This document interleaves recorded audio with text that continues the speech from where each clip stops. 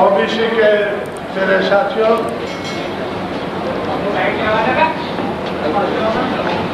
आप लोगों को शायद इस बात के बारे में पता चला हो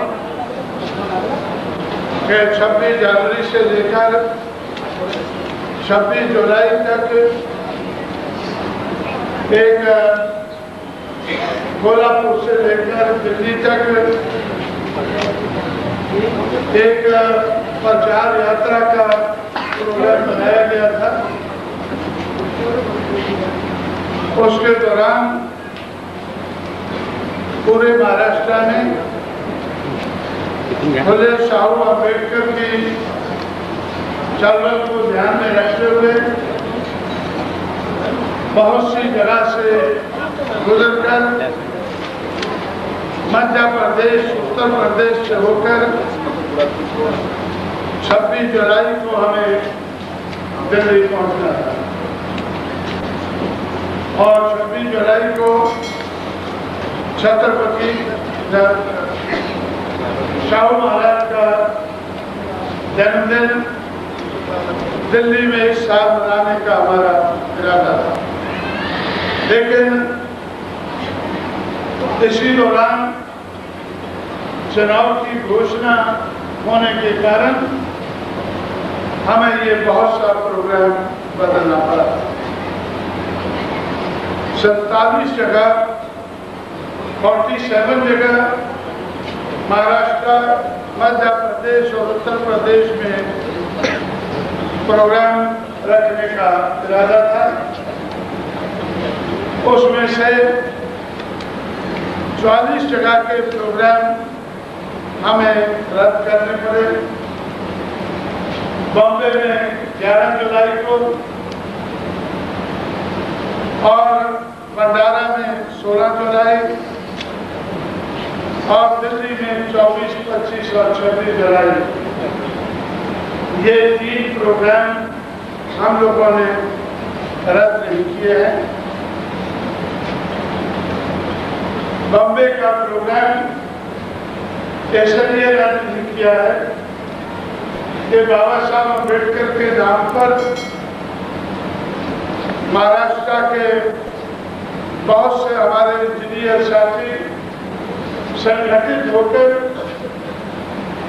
अपने समाज के लिए कुछ करना चाहते हैं। उन्होंने ये प्रोग्राम 11 तारीख को रखा, ये जानकर के 11 तारीख को मैं उस यात्रा के दौरान बॉम्बे में हूँ और 6 तारीख को पिछले महीने भंडारा से श्री ब्रह्मकर और दूसरे कुछ ओबीसी के साथी मुझे बॉम्बे में मिले। उन्होंने कहा कि जब आप नागपुर पहुंच गए हैं, भंडारा नागपुर से नजदीक है, तो ओबीसी के साथी भंडारा में प्रोग्राम रखना चाहते हैं, आप हमें भी उस प्रोग्राम के लिए समय दें। ओबीसी के साथी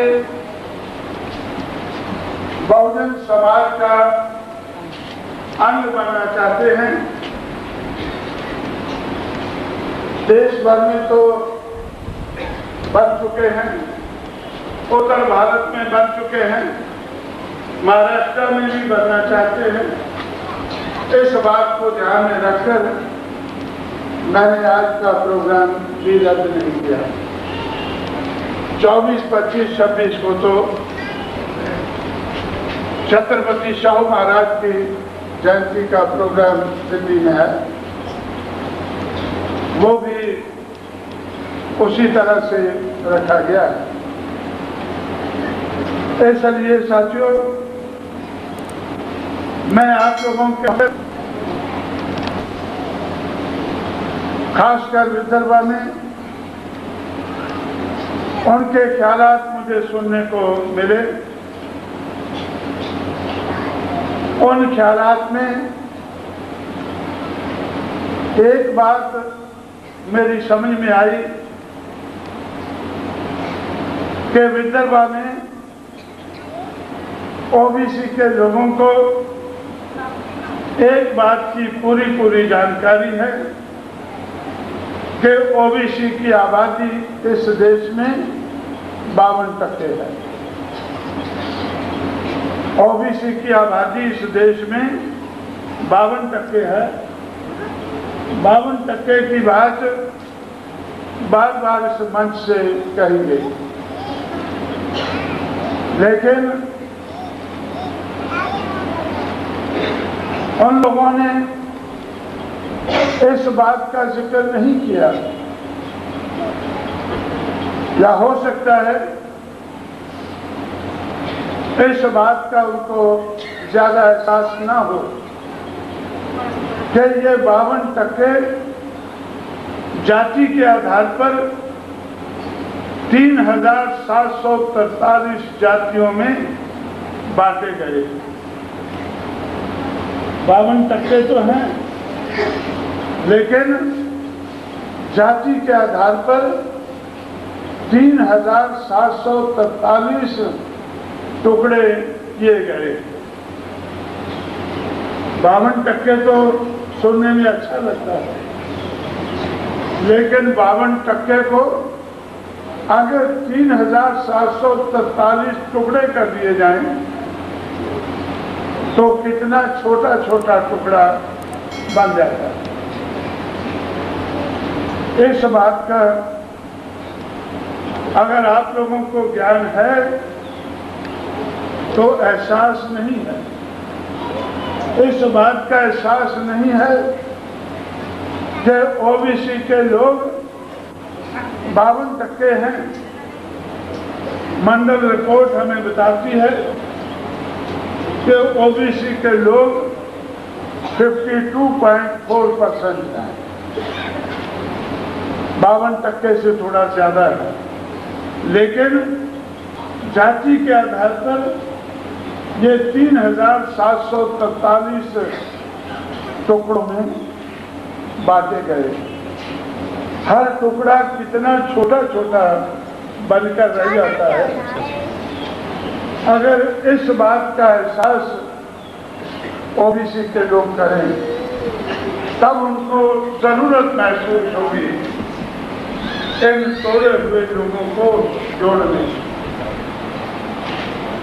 इन जाति के आधार पर तोड़े हुए लोगों को जोड़ने की जरूरत महसूस होगी, क्योंकि ये जुड़कर 52% बनते हैं। टूटकर कोई भी टुकड़ा 0.1% नहीं बनता। 0.1% कोई भी टुकड़ा नहीं बनता है अगर बराबर तोड़ दिया जाए।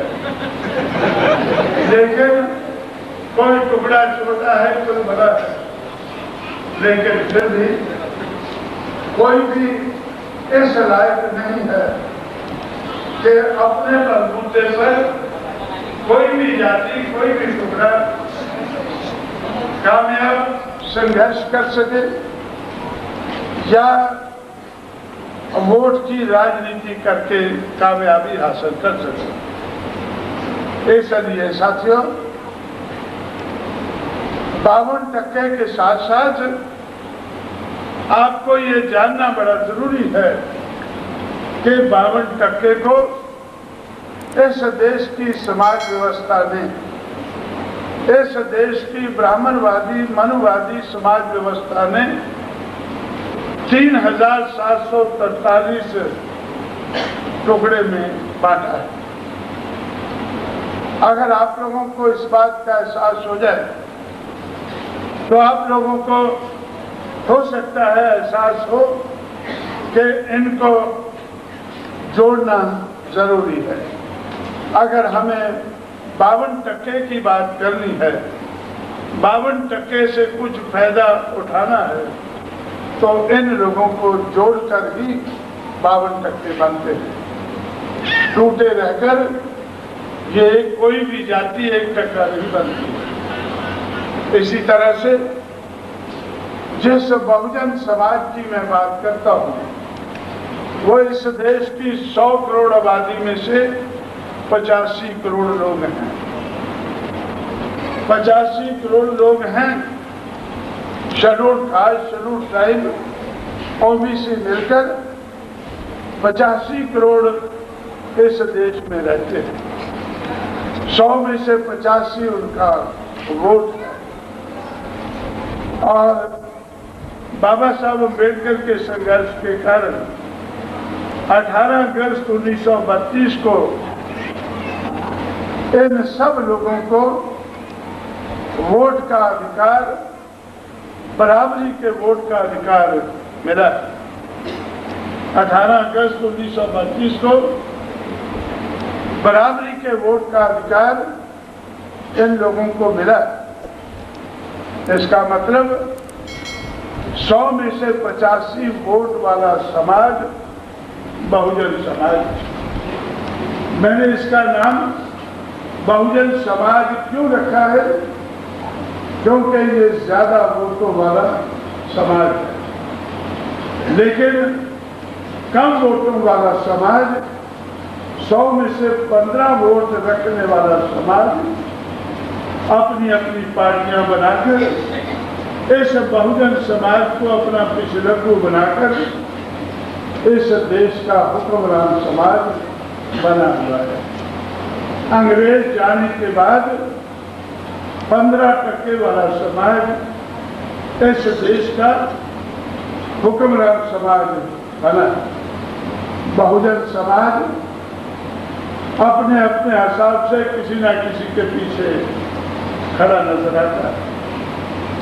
जिसके पीछे ये समाज खड़ा हो जाता है उसकी शक्ति बनती है। जिसकी शक्ति बनती है उसकी सरकार बनती है। इस मंच से ही बताया जा चुका है कि 45 साल तक कांग्रेस पार्टी की सरकारें बनती रही है। जब ये समाज कांग्रेस के पीछे खड़ा होता है तो कांग्रेस की सरकार बनती है।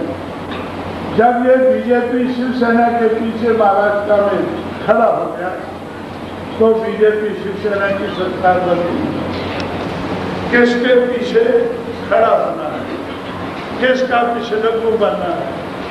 पिछलग्गू बनने का मौका पहले 5 साल में एक बार आया करता था। 5 साल में एक बार चुनाव होता था। 5 साल में एक बार पिछलग्गू बनने का मौका इस समाज को मिलता है।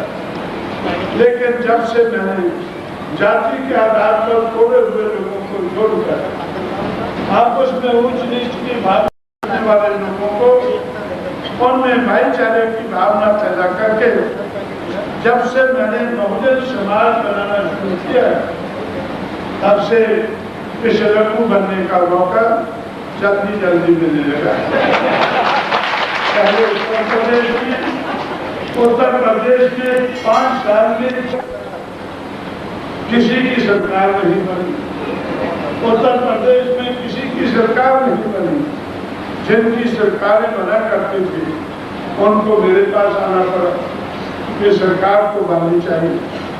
आपके कारण किसी की सरकार नहीं बन रही है। एक तो बहुत गड़बड़ हो गई है कि जो 5 साल में एक बार चुनाव होता था अब 5 साल में 4 बार हो गया। एक तो ये गड़बड़ हो गई और